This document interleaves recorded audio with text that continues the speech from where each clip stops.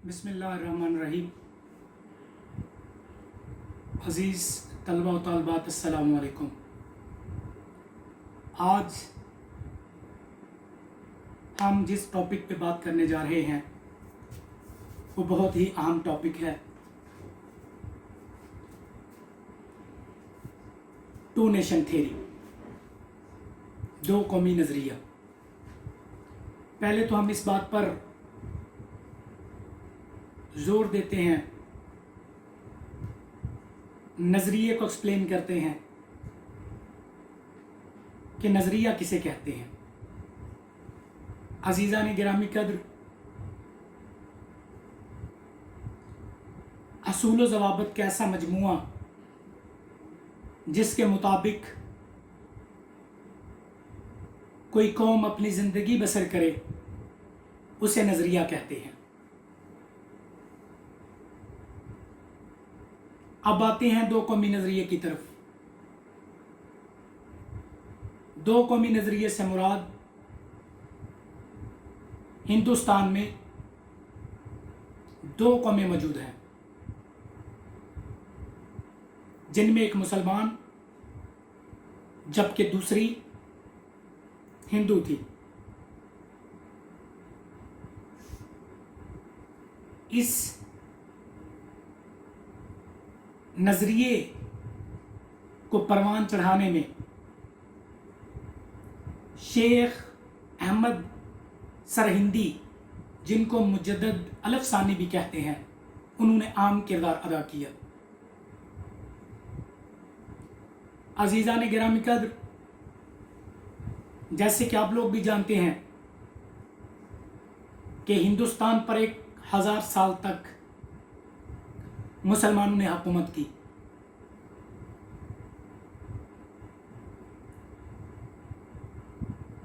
और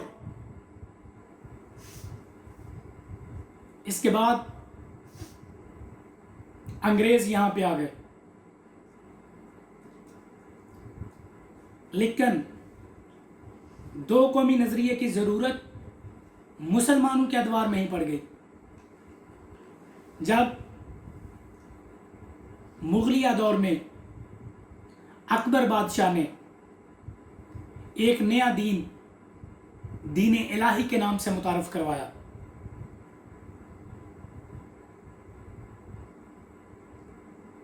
और उसके हवारियों ने दीन इलाही के जरिए एक नया दीन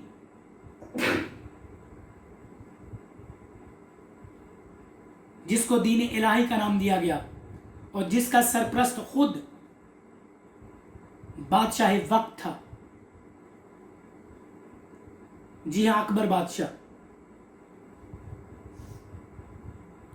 उसके खुशामदियों ने दीन को मसह करने की कोशिश की, इस्लाम की तस्वीर को धुंधला करने की कोशिश की।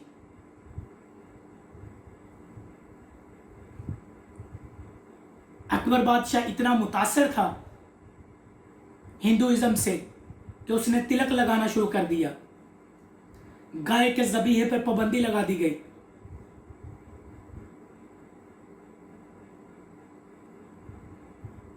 अजान पे पाबंदी लगा दी गई। वो नाम जिन नामों के साथ मोहम्मद आता था या अहमद आता था, उन नामों पे पाबंदी लगा दी गई। और कोशिश की गई कि हिंदुइज्म और इस्लाम को मिक्स करके एक नया जो है वो दीन सामने लाया जाए। बरसगीर पाक हिंद में दो कौमी नजरिए को सबसे पहले जिस शख्स ने मुतारफ करवाया, उनका नाम मुजद्दद अल-अफ़सानी है। इन्होंने बाकायदा इस बात पर जोर दिया कि हिंदू मजहब अलहदा है اور اسلام علیحدہ ہے. اس دور میں کوشش کی گئی اس بات کا پرچار کرنے کی کہ رام اور رحیم ایک ہی ہیں. مجدد الفسانی نے صحبتیں برداشت کی، جیل کاٹی، لیکن اس کے باوجود دو قومی نظریے کو پروان چڑھایا.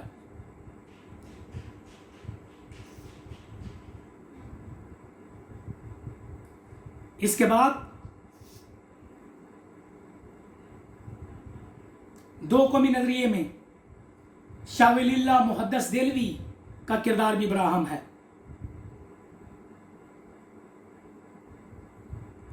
اور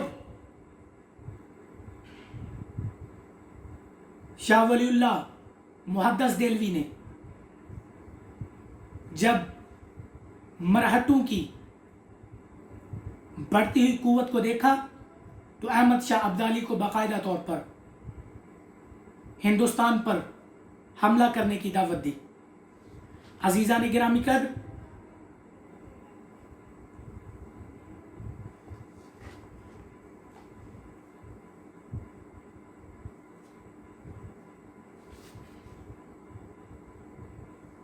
شاہ ولی اللہ بھی امت مسلمہ کو ہندو قوم سے علیحدہ سمجھتے تھے. وہ ہندو جو عقائد تھے، جو رسم و رواج تھے، جنہیں مسلمان آہستہ آہستہ اڈاپٹ کر رہے تھے، اپنا رہے تھے،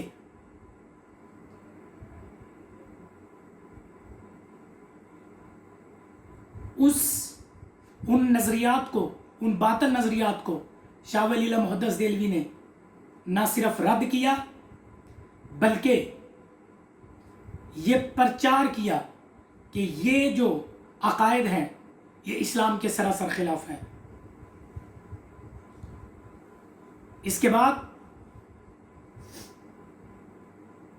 انگریز ہندوستان میں آ گئے.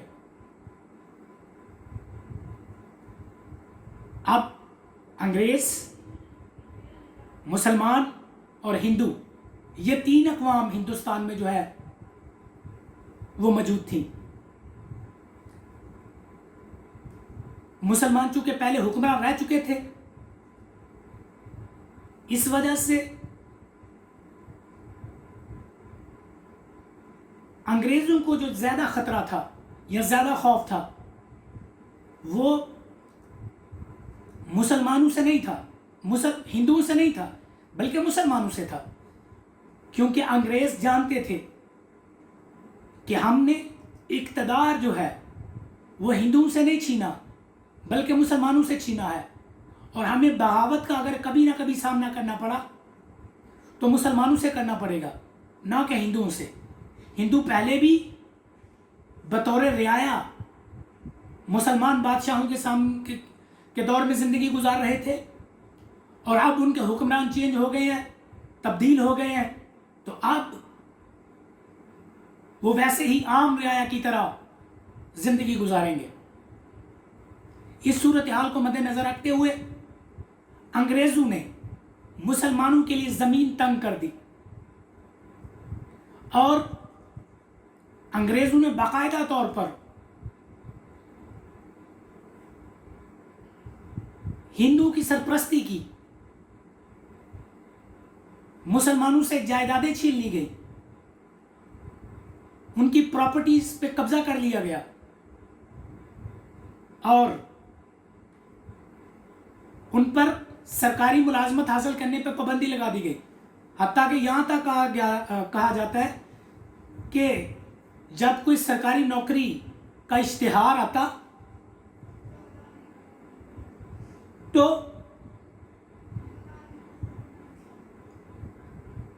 یہ لکھا ہوا ہوتا کہ مسلمز آر ناٹ ایلیجیبل، کہ مسلمان اس نوکری کے اہل نہیں ہے. یہاں تک کہا جاتا تھا کہ زمین پہ کوئی ایسی، آسمان سے کوئی ایسی بلا نہیں اتری زمین پر جس نے زمین پر اترتے ہی مسلمانوں کا گھر نہ دیکھا ہو.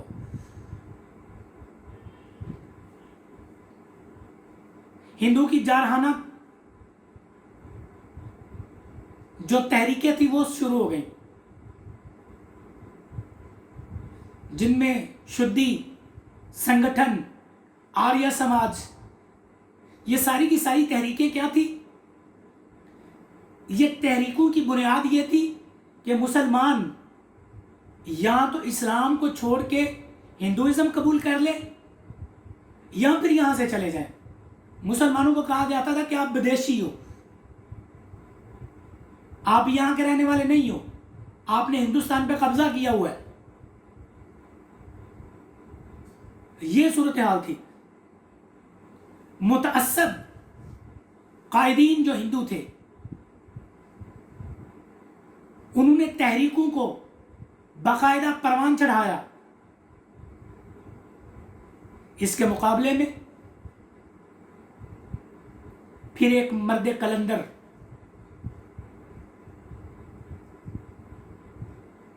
منظر عام پر آیا،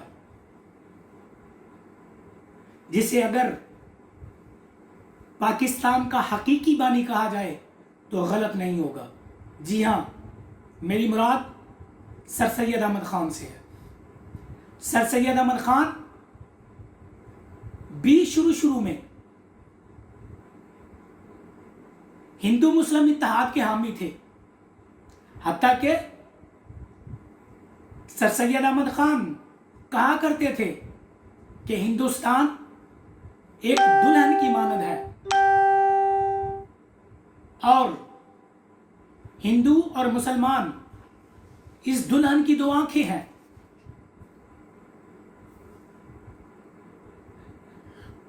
اور دونوں آنکھوں میں برابر روشنی ہونی چاہیے. لیکن جب سر سید احمد خان نے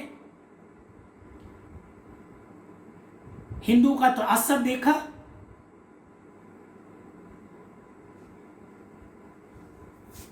ہندوؤں کی مسلم دشمنی دیکھی تو سر سید احمد خان نے اپنے دوست